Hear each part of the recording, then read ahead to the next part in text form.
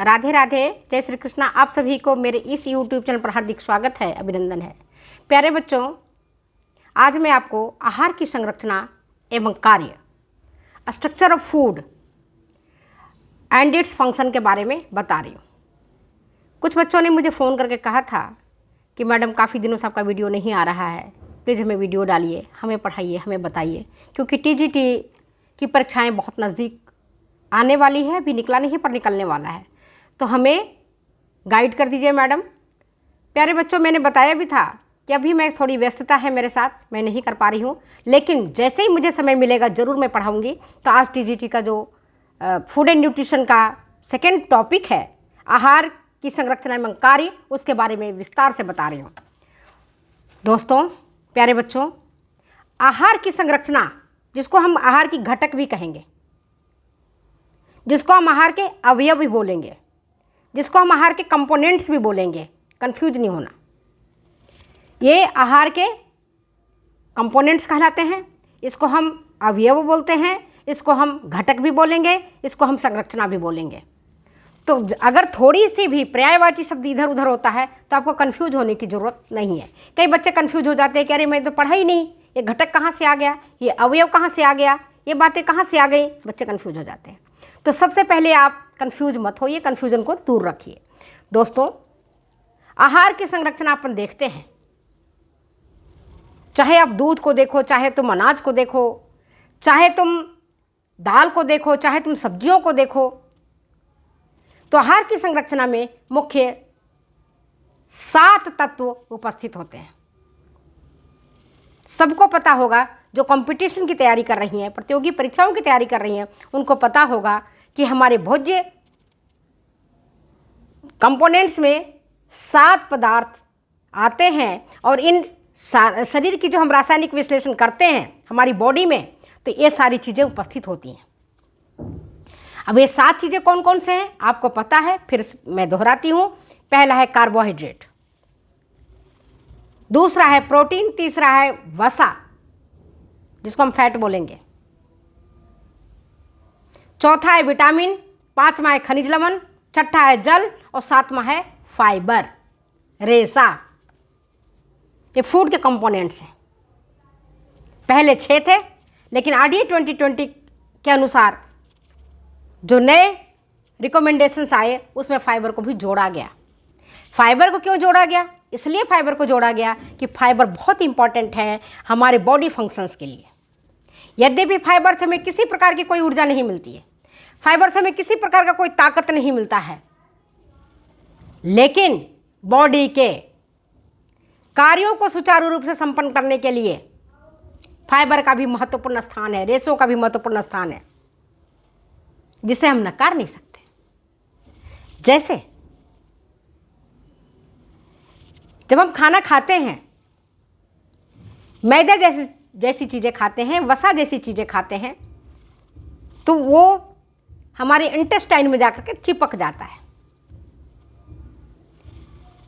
उसकी अच्छे से इंटेस्टाइन की सफाई नहीं हो पाती है, इंटेस्टाइन की दीवारों में मैदा चिपक जाता है, वसा चिपक जाता है। वसा हमारे जो धमनियां हैं, सिराएं हैं, वो चिपक जाता है, भले कोलेस्ट्रॉल के रूप में चिपकता हो, चिपक जाता है। तो जो हमारा रेशा होता है वह क्या करता है कि इंटेस्टाइन की सफाई कर देता है, अच्छे से रगड़ रगड़ के। जैसे गंदी कढ़ाई होती है तो हम रगड़ के साफ करते हैं, खुरदरी चीज़ों से साफ करते हैं, उसी तरह से इंटेस्टाइन को साफ करता है कौन? रेशा। इसलिए रेशा को भी जोड़ा गया है। फिर कब्ज से बचाता है रेशा। ये पानी को एब्जॉर्ब करता है, जो हम पानी पीते हैं उसको एब्जॉर्ब कर लेता है, और फिर मल को ढीला करता है, मतलब कब्ज की शिकायत नहीं रहती है, पेट साफ और रोग दफा। कई सारी रोग की जो कारण होते हैं वो होता है हमारा कब्ज। कब्ज नहीं है तो रोग भी 100 कोसों दूर है। समझ गए बात को? तो 7 भोज्य पदार्थ के 7 अवयव हैं, 7 कंपोनेंट्स हैं, जिसमें है पहला कार्बोहाइड्रेट, दूसरा है प्रोटीन, तीसरा है फैट, चौथा है विटामिन, पांचवा है मिनरल्स और छठा है जल। तो कार्बोहाइड्रेट क्या करता है आपको सबको पता है, कहने की आवश्यकता नहीं है। कार्बोहाइड्रेट हमें एनर्जी प्रदान करता है, ऊर्जा प्रदान करता है। कार्बोहाइड्रेट भी कई प्रकार के होते हैं, मोनोसेकेराइड, डाइसेकेराइड, पॉलीसेकेराइड, ये मैं बाद के वीडियो में बताऊंगी। Monosaccharide, disaccharide, polysaccharide. तो जो हम भोजन करते हैं, अगर हम अपनी थाली को देखेंगे तो थाली में हम क्या खाते हैं? या तो हमारी थाली में रोटी रहता है, या ज़्यादा मात्रा में पूड़ी रहता है, या पराठे रहता है, या चावल रहता है। यही रहता है हमारे खाने में, ज़्यादा मात्रा में रोटी, पूड़ी, पराठे, कुछ भी रहता है हमारी थाली में। इसके बाद कटोरी में दाल रहता है, सब्जियां रहती है, थोड़ी छाछ रहता है या दही रहता है, थोड़ी सलाद रहता है। यही हमारे खाने में। तो अगर इन्हीं एक थाली का हम अगर देखें तो हमें पता चलता है कि जो रोटी है वो हमारा कार्बोहाइड्रेट है, पराठा है तो कार्बोहाइड्रेट और उसमें वसा डला हुआ है, क्योंकि वो पराठे को जब हम वसा में घी या तेल से उसको हम सेकते हैं तो पराठा तैयार हो जाता है। ठीक है, तो कार्बोहाइड्रेट हमें क्या करता है? एनर्जी प्रोवाइड करता है। और हमारी बॉडी में सर्वाधिक मात्रा में कार्बोहाइड्रेट चाहिए। आप सब्जियां खा लेते हो, दूध पी लेते हो, फल खा लेते हो, इसके बावजूद भी भूख लगी रहती है, क्योंकि ऊर्जा प्रदान करने वाले जो तत्व हैं वो कार्बोहाइड्रेट है, जिससे हमें एनर्जी मिलती है। अमीर लोग अपनी एनर्जी ज़्यादातर के प्रोटीन और वसा से प्राप्त करते हैं। वहीं गरीब जनता है, भारत के अधिकांश जनता जो मीडियोकर इनकम ग्रुप का है, मिडिल इनकम ग्रुप का है, जो गरीब है वो क्या खाता है? दाल रोटी खाता है, अधिक मात्रा में रोटी खाता है। तो कार्बोहाइड्रेट ऊर्जा प्राप्ति का बढ़िया साधन है। अभी मैं एक जगह गई थी एग्ज़ाम लेने के लिए, बच्चों से पूछा मैंने कार्बोहाइड्रेट क्या करता है। कुछ बच्चे बता पाए कि ऊर्जा प्रदान करता है, कुछ बच्चे बताए कि रोगों से सुरक्षा करता है।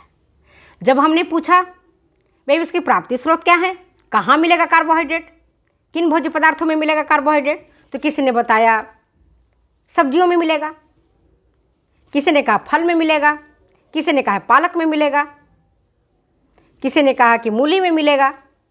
मुझे बड़ा क्षुब्ध, अंदर से थोड़ा सा अच्छा नहीं लगा। हमने कहा बच्चे मैं इतना पढ़ाती हूँ आप लोगों को, शायद आप मेरा वीडियो नहीं देखते हैं, जब भी आप इस तरह के जवाब दे रहे हैं। अगर आप पढ़े होते तो आपको पता होता कि कार्बोहाइड्रेट हमें किस में मिलता है? सभी प्रकार के अनाजों में।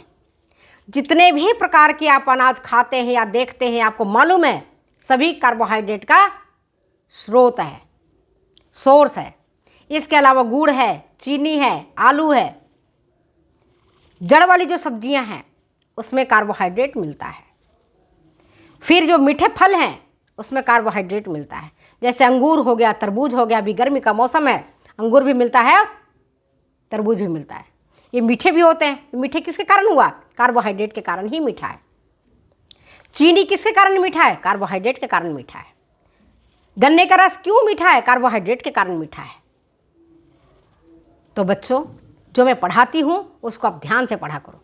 एक दिन मैंने सोचा कि केवल प्राप्ति स्रोत पर मैं आपको वीडियो बनाऊंगी कि कार्बोहाइड्रेट किसे मिलेगा, प्रोटीन किसे मिलेगा, वसा किसे मिलेगा, विटामिन किसे मिलेगा, खनिज लवण किसे मिलेगा।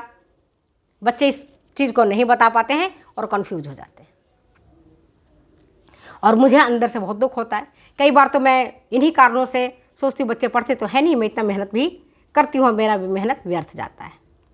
फिर मन को समझाती हूँ कोई बात नहीं, 2-4 बच्चे नहीं पढ़े, बाकी बच्चे तो पढ़ ही रहे होंगे, चलो पढ़ाना है। तो भोजन के अगर कार्य हम देखते हैं तो मैंने आपको पहला बात बताई कार्बोहाइड्रेट, जिसका मुख्य काम है ऊर्जा प्रदान करना। अभी जैसे नवरात्रा चल रहा है, लोग व्रत करते हैं, हम भी व्रत करते हैं, आप भी व्रत करते हो।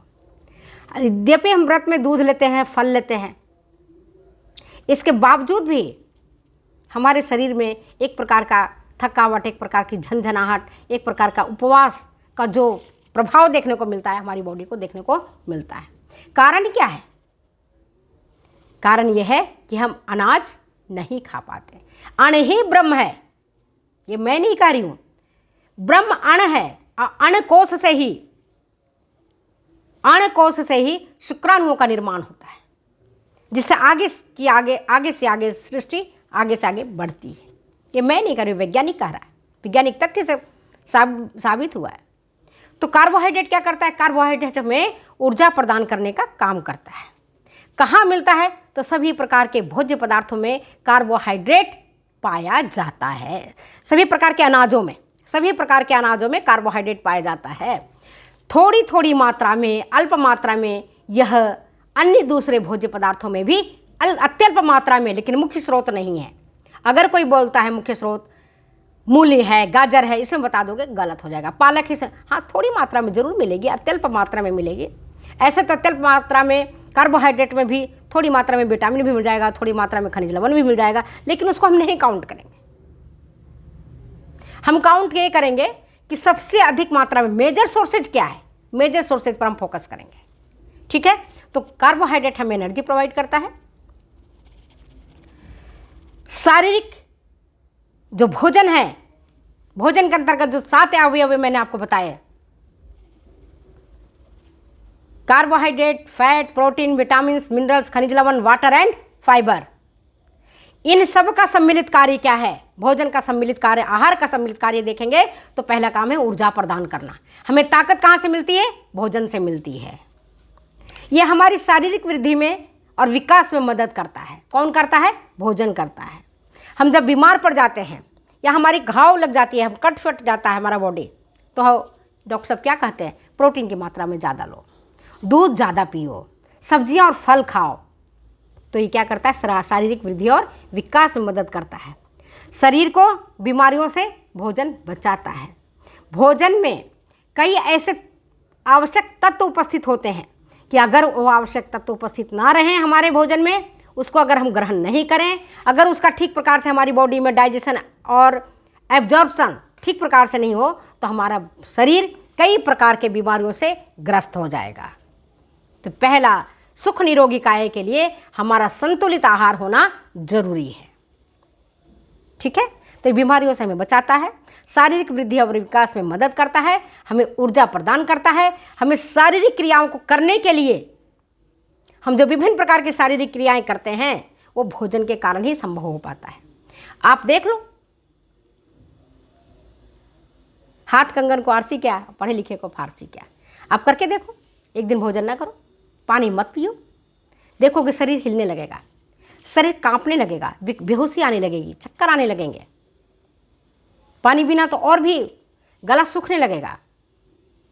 तो ये सारा काम कौन करता है? सारा काम हमारा भोजन करता है। तो हम कार्बोहाइड्रेट के बारे में बताएं, इसका मुख्य काम है ऊर्जा प्रदान करना। मुख्य स्रोत इसका सभी प्रकार के अनाज है, चाहे वो चावल हो, गेहूं हो, बाजरा हो, रागी हो, मड़ुआ हो, मक्का हो, जौ हो, सतंजा नाम सुने थे ना। तो ये सारी चीज़ें में कार्बोहाइड्रेट मिलता है। मोटे अनाजों में भी मिलेगा, गेहूं में भी मिलेगा, चावल में भी मिलेगा, सभी में कार्बोहाइड्रेट मिलता है। इसके बाद आता है प्रोटीन। प्रोटीन का मुख्य काम है वृद्धि और विकास करना। शरीर की जो वृद्धि और विकास होता है वो प्रोटीन के कारण होता है, क्योंकि कोशिकाएं प्रोटीन की बनी होती हैं।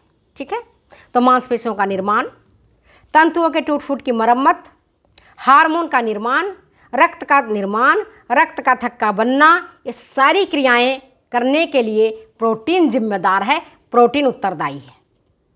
अब आप कहोगे मैडम प्रोटीन मिलता कहाँ है? बच्चों, प्रोटीन मिलता है सभी प्रकार की दालों में।